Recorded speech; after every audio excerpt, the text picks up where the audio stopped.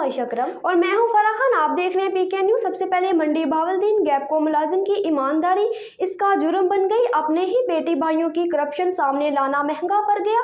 मुतासरा शहरी का क्या कहना है, आइए जानते हैं डॉक्टर रियाज अहमद खोखर की इस रिपोर्ट में। ना शायद नहीं मैं मुलाजम अवाबडा च मेरा जुर्म सिर्फ है कि मैं महकमा अवाबडा का लुट्टिया माल गौरमेंट का लुट्टिया माल वो बरामद कराया चोरीशुदा।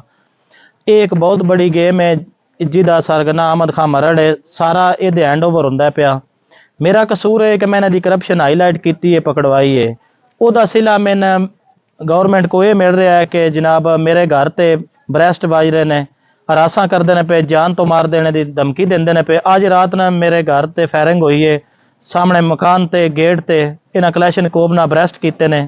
मैं 15 ते कॉल की है मौके तो पुलिस आ गई है राउंड वगैरह उठा के लै गई है लेकिन हुण दी घड़ी तक मेरी कोई सुनवाई नहीं हो रही, मेरी कोई FIR तक नहीं हुई।